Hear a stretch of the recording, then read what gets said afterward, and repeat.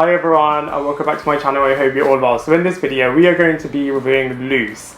Now I genuinely thought that this would be a great movie because it's got a great cast attached to it and I'm a really big fan of psychological thrillers. So I genuinely thought that this would be a great movie, but unfortunately I could not be any more wrong about this movie as it is incredibly boring and incredibly dry. Now I get all of the racial undertones and the hidden meanings and the tokenization and all of the themes that this movie is trying to communicate, but I just think that topic and those subject matters have just been done so much better in other movies and in other TV shows, and unfortunately Luce is just incredibly boring. I honestly switched off halfway through and just thought, you know what, I should just finish this movie because I don't like any movie unfinished, and that was the only reason that I continued watching, as it was just such a dry and dull movie, and I'm going to explain why in this movie review.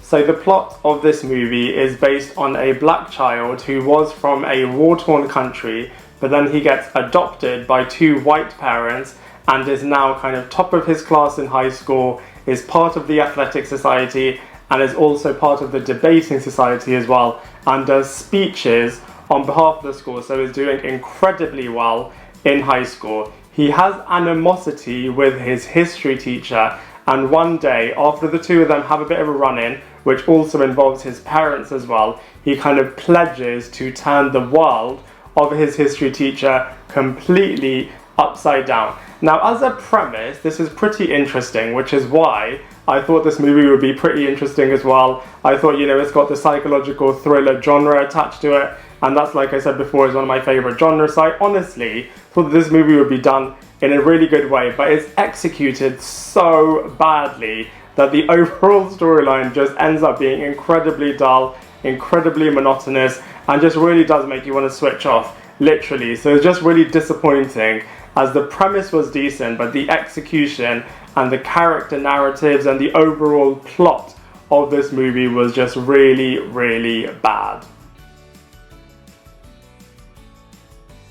So like I said in the beginning, the cast attached to this movie are actually pretty decent, and was another thing that I thought would make this movie really, really good. So whilst the characters are really, really bad, the actors that they chose to play the parts of this movie are actually decent. So it's a really weird conflict in this movie. So let's go through all the characters and actors one by one. So Octavia Spencer is just a brilliant actress in Hollywood. Anything she touches, she performs really, really well. And she was the best part of this movie. I really liked her kind of character journey. You find out a lot about her family, her background, her motivations are all really, really interesting. I feel like she does a much better, more complex character performance in Ma, but at least, you know, in this movie, whilst her acting is great, the overall sense of this movie is really, really bad. So, you know, the acting is great and the character is decent for Octavia Spencer, but unfortunately she's just in a really, really bad movie. Next we have Naomi Watts, who plays Amy, who is Luce's mother. And actually, her character narrative in this movie is actually really, really interesting, because you can see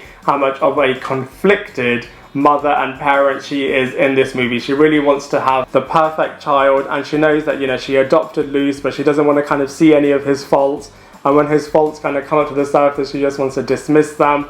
And she's just really conflicted, and I just feel like as a character, she's really, really interesting. Parents can definitely kind of relate to where she's coming from, and she makes a few questionable choices in this movie that, again, I'm sure a lot of people can relate to. So from a character point of view, she's really interesting. Tim Roth plays the father Peter in this movie, and whilst Tim Roth is undoubtedly a really, really great actor, in this movie I feel like they gave a lot more of the character growth to the Amy Naomi Watts character and less so to the Peter Tim Roth character, which is really unfortunate, as it would have been really interesting to kind of see more from this character. But, you know, given the runtime, I can see why they made the decision that they did. So whilst Tim Roth, again, is a great actor, his character in this movie isn't really that great.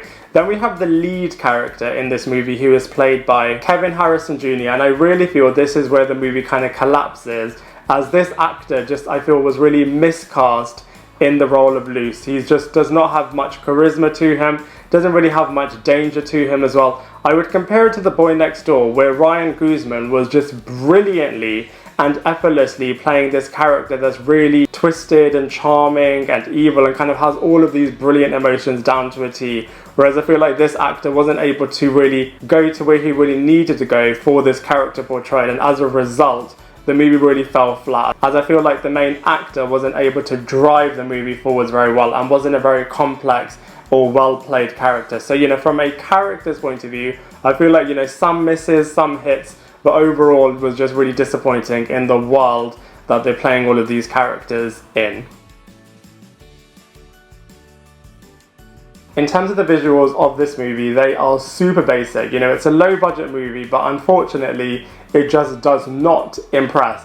That being said though, even low budget movies, other ones like for example The Boy Next Door, like I said before, that was a relatively low budget movie, but it was able to work with its set pieces, its actors, its character designs, its storyline to make it work and to make it really compelling. And whilst it was a low budget movie, it really did kind of feel like there was a lot of terror and you're really feeling sorry for all of these characters, etc. Whereas in Luce, it is also a low budget movie, but it is just so bad that it does the opposite effect. It just makes you want to switch off, and it doesn't really work with all of the different set pieces and all the world that they're creating. So unfortunately, from a visuals point of view, this movie just does not impress.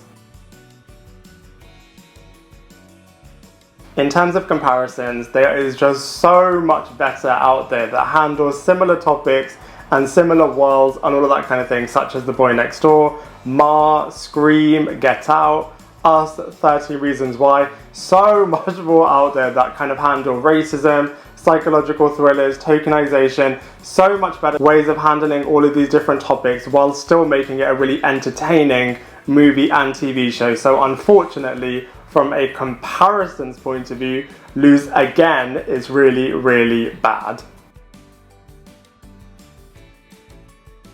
So in terms of the ending of this movie, you find out that Luce is the mastermind and the master manipulator behind Harriet's kind of fall from grace, and that he was behind everything, and you kind of find out that he's got a bit of a mean streak, he's a little bit unhinged, and his justification for kind of doing all of this to the Harriet character is because he blames her for kind of taking down another character in the past and kind of feels justified in his actions. So you kind of see that he is a bit of a psycho and a bit of an abuser, and he doesn't feel any guilt or any remorse and is able to justify all of his actions. So he's a very twisted character.